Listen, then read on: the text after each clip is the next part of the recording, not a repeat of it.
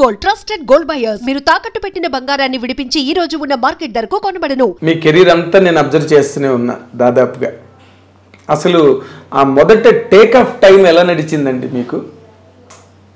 అంటే నాకు అర్థం కాల. అంటే ఆ ప్రతిఘటన తర్వాత వచ్చిన అవకాశాలు కానీ? ప్రతిఘటన తర్వాత ఆ డేట్ నాకు తెలిసి 85 1985 అక్టోబర్ 11 అనుకుంటాను సినిమా రిలీజ్.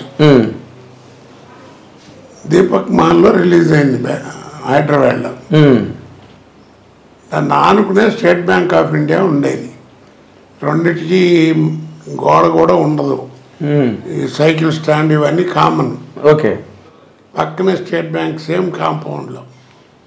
ఇటు పక్క వెంకటేశ థియేటరు, దాంట్లోనేమో వందే మాతరం అనే ఓ సినిమా రిలీజ్. దీనికి దానికి 14 రోజులు తేడా. ఇది అఖండమైనటువంటి విజయం. ప్రతిఘటన. ఆ సినిమా చూడటం, రేపు అక్కడ బ్యాంక్ కూడా ఈడేరా అని చెప్పి ఓ జనం ఎగబట్టడం. ఇప్పట్లాగా సెక్యూరిటీ అంత లేదు కదా అప్పుడు. ఏం లేదు, పైగా మీరు కొత్త నటుడు. ఎవరు వీడియోని ఓ చూడటానికి వచ్చేవారు. బ్యాంక్ వచ్చేవారా? బ్యాంక్ మీద పడిపోయారు, పక్కనే అసలు మెయిన్ రోడ్డు మీద. ఓకే. ఇప్పుడు అది లోపలికి బిల్డింగ్ కట్టి అక్కడ లోపలికి వెళ్ళింది అనుకుంటా. అంటే నేను అప్పుడు క్యాష్లో ఉండేవాడిని. బ్రాంచ్ మీద పిలిచివన్నీ, నువ్వు ఈ గొడవ వింటారా బాబు, క్యాష్లో ఉన్నావు, దేని పోని గొడవలు అవుతాయని వెనకాల కూర్చోబెట్టాడు నన్ను. ఆయన చూపించాలని మళ్ళీ అమ్మడబడేవారు. అప్పుడు నా యూనియన్ వాళ్ళు గొడవ చేసి పక్కన ట్రాన్స్ఫర్ ఇప్పించి హెడ్ ఆఫీస్కి మళ్ళీ పిలిపించుకున్నారు. అక్కడ పని చేయించాను. అక్కడ లోపలికి ఎవరు పెద్ద రారు కదా. అదే ఇది ఇక్కడంటే థియేటర్ పక్కనే ఉంది కాబట్టి ప్రాబ్లం. పక్కన బాగా ఆనుకునే ఉంటుంది. ఆ టేక్ ఆఫ్ అంటే ఇక అదే పొద్దున్నే ఇక మిడ్ నైట్ స్టార్ అనుకో. ఇక అదే ఓవర్ నైట్ స్టార్. ఇక పొద్దు నుంచి ఇక రోడ్డు మీద తిరగలేను, బయటకు వెళ్ళలేను, ఎవరితో మాట్లాడలేము. అది ఏమిటో ఇక అది ఆ సినిమా అంత విజయం అన్నమాట రామోజీరావు గారిది. అవును అవును. అసలు ఇక తట్టుకోలేకపోయారు. ఇక అక్కడి నుంచి ఏమిటంటే తెల్లారేటప్పటికి ఇక అక్కడి నుంచి ఎక్కడికి వెళ్ళాలన్నా విమానం లేకపోతే ట్రైన్ తప్ప, లేకపోతే ఫ్లైటే ప్రయాణం. అలా సాగింది. ఓకే. కాదు, అప్పుడు మీరు ఇండస్ట్రీలోకి వచ్చినప్పటికీ దాదాపుగా మహామహులు అందరూ ఉన్నారు. రావుగోపాల్ గారు ఉన్నారు, కైకాల సత్యనారాయణ గారు ఉన్నారు, గొల్పూడి మారుతి గారు ఉన్నారు. అందరూ మంచి భూమిలో ఉన్నారు. నూతన్ ప్రసాద్ గారు, ఆయన లేకుండా సినిమావి లేదు. నూతన్ ప్రసాద్. అలాంటి కాంపిటీషన్ని మీరు ఏ విధంగా అసలు తట్టుకుని మీరు నిలబడగలిగారండి ఇండస్ట్రీలో? నిజంగా చెప్పాలంటే నాకు అసలు బ్రెయిన్లో ఆలోచన ఏమీ లేదండి. ఇంకో రకంగా చెప్పాలంటే ఇది కొంచెం ఎత్తుకబురు అనుకుంటారు. ఆ ఆలోచన వచ్చేటువంటి టైం కూడా ఉండేది కాదు. ఇక రాను ఎంత బిజీ అయిపోయానంటే రోజుకి 20 గంటలు మినిమం పని చేయటం, కారులోనే నిద్రపోవటం, ట్రైన్ ఎడితే ట్రైన్లో నిద్రపోవడం తప్ప లేదు. ఇక చాలా ఇబ్బంది పడేవాడిని. నాకు ఒకసారి ఆశ్చర్యం వేసింది. ఒక 9 రోజులు 10 రోజులు మొత్తం రోజును 3 స్టేట్లో పనిచేశాను. అబ్బా. పొద్దున హైదరాబాదు, మధ్యాహ్నం చెన్నై, ఇప్పుడు చెన్నై కదా, అప్పుడు మద్రాసు, రాత్రికి బెంగళూరు. మళ్ళీ మిడ్ నైట్ ఫ్లైట్ బయలుదేరి హైదరాబాద్ దిగటం, ఎయిర్పోర్ట్లోనే స్నానం చేయటం. అక్కడ ఎయిర్పోర్ట్లో స్నానం, విఐపి లాంజ్ ఉంటుంది కదా. అవును. అంటే అప్పుడు ఇంత ముమ్మరంగా లేదు కదా, సెక్యూరిటీ లేదు, మీడియా పబ్లిక్ క్రేజ్ కూడా అంత లేదు అప్పుడు. అసలు ఈ ఎక్కడ ఉన్నాయి? అవునండి. ఈ ఛానల్ లేవు కదా. అవును. సరే అక్కడే స్నానం చేసి మళ్ళీ ఇక్కడ షూటింగ్, మళ్ళీ ఇలా నాకు ఆశ్చర్యం వేసింది. ఇంట్లో అందరూ తిట్టం కూడా మొదలెట్టారు. ఎందుకు వచ్చింది తలకాయ నొప్పి, భోజనానికి కూడా టైం లేకుండా. సరే ఇక ఆ టైము అప్పుడు నాకు ఒక ఆలోచన వచ్చి అందరితో అంటుండేవాడిని. మొన్న మధ్యన చచ్చిపోయాడు పాపం వేణు అని కమెడియన్, వేణుమాధవ్. వేణుమాధవ్. వాడు రోజు చికాకు పడుతున్నాడు.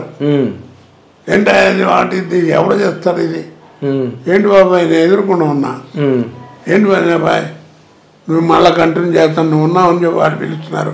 ఇప్పటిదాకా షూటింగ్ చేసి వచ్చాను, 9 గంటలు వస్తుంటే ఇప్పుడు మళ్ళీ కావాలంటారు 2 గంటలు, ఎట్లా అది ఇది అని అరిచాడు. నేను కూర్చోబెట్టి ఒక్క మాట చెప్పా, అరవబాక ఆర్టిస్ట్కి టైం వస్తే టైం ఉండదు, ఆర్టిస్ట్కి టైం వస్తే టైం ఉండదు, వాడి జీవితం వాడి చేతిలో ఉండదు. బాగుంది. నువ్వు సంపాదిస్తావు, తీసుకొస్తావు, కొంపలో పారేస్తావు, అది నీ అదృష్టం బాగుంటే బెళ్ళం బిడ్డలు జాగ్రత్త దాచుకుని దాన్ని ఇది చేసి భద్రంగా ఏదో వాడుకో, లేదంటే మీకు తెలియదేమో రకరకాలు పోతుంటాయి. కాబట్టి అలా విసుక్కోబోక, నువ్వు విసుక్కున్నా నీ మీద బ్యాడ్ వస్తుంది తప్ప నీ టైం బాగున్నంత వరకు నీకు ఈ బిజీ లేకుండా ఉండదు. కాబట్టి అలా అనుభవకని అట్లాగా నాకు ఎప్పుడు అదే జ్ఞాపకం వస్తే అందరికీ అదే చెప్తా, టైం వస్తే టైం వద్దు, బీ కేర్ఫుల్. ఆ టైంలో మనం జాగ్రత్తగా ఉండాలి. ఓకే. అయితే మీరు ఆ బిగినింగ్ డేస్లో ఎదురు దెబ్బలు ఏం తినలేదండి? మామూలు కేక్ వాక్ లాగే అయిపోయిందా?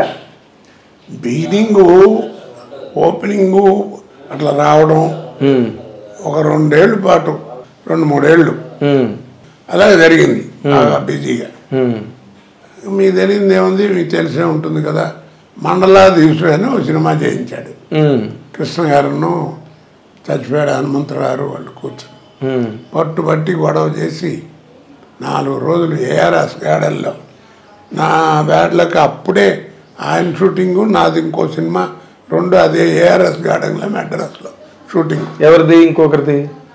నాది ఏదో సినిమా జ్ఞాపకం లేదు. ఎన్టీ రామారావుదా? లేదు, నేను మామూలుది. ఈయనది కృష్ణ గారు దాంట్లోనే. Okay okay.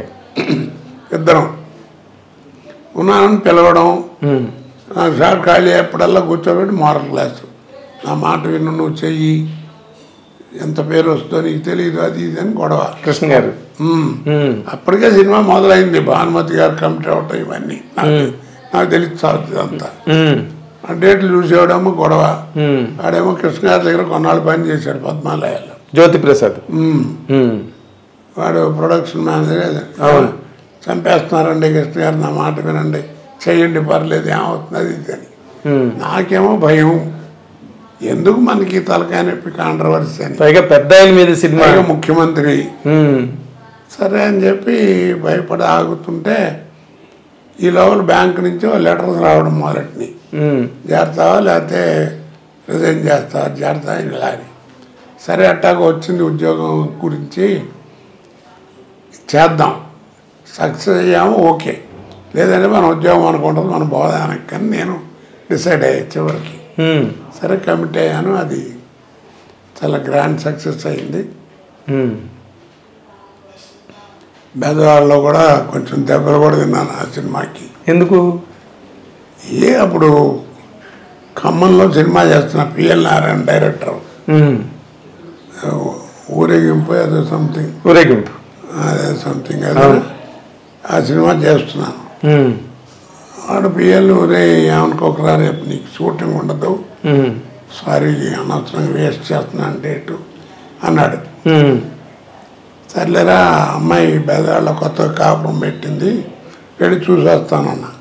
మంచి పని, ఇంకా దానికంటే ఇంకా శుభ్రంగా పోయిరా అన్నాడు. సరే అని పొద్దున్నే అప్పుడు కృష్ణా ఎక్స్ప్రెస్ ఉండేది. అవునండి. ఇప్పుడు ఉందో లేదు తెలియదు. ఇప్పుడు లేదు, అప్పుడు ఉండేది. ఇటు నుంచి వెళ్ళి మళ్ళీ 1 గంట 2 గంటలకు ఉండి మళ్ళీ బయలుదేరేది తిరిగి. సరే దాంట్లో వెళ్ళేవాడు విజయవాడ అంతా, రైల్వే స్టేషన్ అంతా పచ్చ జెండాలు నాన్న హడావిడిగా ఉంది, తెలుగుదేశం హడావిడి అంతా.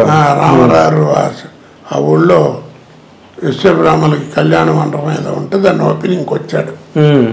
అప్పుడు పేపర్లో కూడా వచ్చింది, పూర్ణ కుంభంతో వాళ్ళు ఇన్వైట్ చేస్తే వెండి దాంతో అది ఆయన తీసుకుని వచ్చేసాడని పేపర్ అంతా చెప్పుకున్నారు జోక్గా. జోకో నిజమేదో సంథింగ్. నేను కంగారు పడుతూనే ఉన్నా, అయ్యా బాబోయ్ ఏదో ఈ జెండాలు ఇన్ని ఉన్నాయి, ఎట్లా ఉన్నాయన ఏంటి అనుకుంటూనే ఉన్నాను. ట్రైన్ ఎలా దిగాలని దిగాను, దిక్క తప్పదు కదా. అవును. సరే దిగి ఆ ప్లాట్ఫారం పక్కన ఒక పక్క నుంచి ఉన్నా. నెమ్మదిగా నడుచుకుంటూ వచ్చా. ఏంటంటే రామారావు వచ్చారు, వెళుతున్నారు అనేది. ఇదే కృష్ణాకి తిరిగిదానికి వెళ్ళాలి ఆయన. ఒకటే ప్లాట్ఫారం అయిపోయింది. చూశారు, రే కోటగాడు వచ్చాడని బెల్లమని మీద పడి నానా బీభత్సలే బూతులు గీతులు కొట్టారండి. ఒకడైతే ఇద్దరు ముగ్గురు పటపట వేసారు దెబ్బలు. అది నీచంగా ఉండని చెబితే ఒకడైతే ఇక్కడ కూర్చుని ప్యాంటు జిప్ కూడా తీసి కానీ లాంటి కొడక నీకేంట్రా ఏమొచ్చిందో బేపన ఇలా బూతులు ఇష్టం చేయటం చేస్తుంటే ఏం చేయాలి అర్థం కాదు. చచ్చిపోతానేమని భయం. అదేలే లక్కీగా అటు ఇటు దొల్లిగడు సాఫ్ట్వేర్ని తుడిగితే ఆ పక్క నుంచి పారిపోయా. బయటకు వచ్చి రిక్షా ఎక్కాను నుంచుని, ఓపెన్ టాప్ రిక్షా ఉంటాయి. సరే అందలేదు. ఆ టైంలో పోలీసు వాళ్ళు వచ్చి మొత్తానికి పంపించారు. అలాగా బ్యాడ్ ఇన్సిడెంట్లు కూడా జరిగినాయి చెప్తున్నా. అదే కాకపోతే నాకేంటంటే దానివల్ల సినిమాలు పోయినాయా భయం ఉండేది కాదు. ఎందుకంటే కృష్ణ గారు మంచి ఫామ్లో ఉన్నాడు అప్పుడు. నెలకు ఒక సినిమా రిలీజ్ అయ్యి ఇంచుమించు ఏదో సినిమా. అదేలే ఆ సినిమాలు అన్నిట్లోనూ వేషాలు ఉండేవి నాకు. అదేలేండి. ఆయన వాళ్ళకి మారల్, మీరు మంచి నటుడు అవడమే కాకుండా మారల్ రెస్పాన్సిబిలిటీ కూడా ఉంది కదా. ఆయన చెప్పకుండా అన్నింట్లోనూ ఉండేది. తర్వాత తెలిసేది ఏమైందంటే కృష్ణ గారు చెప్పారండి అని మామూలుగా అంటారు కదా. అలా నాకు అందువల్ల నాకు సినిమాల్లో వేషాలు లేవని బాధ లేదు. కాదు, ఇప్పుడు ఇలా మీరు దెబ్బలు తిన్నారు విజయవాడ స్టేషన్లో కృష్ణ గారికి తెలిసిందండి? కృష్ణ గారికి చెప్పారు ఎవరైనా? వచ్చిన తర్వాత కృష్ణ నవ్వుకుంటూ ఆయన ఏమైనా కొట్టారంట కదా ఆయన సరదా అవతరాలని గమనించడం అంటే జోక్. అవును, ఆయన సినిమా పోయినా ఆయన అలాగే మాట్లాడేవారు.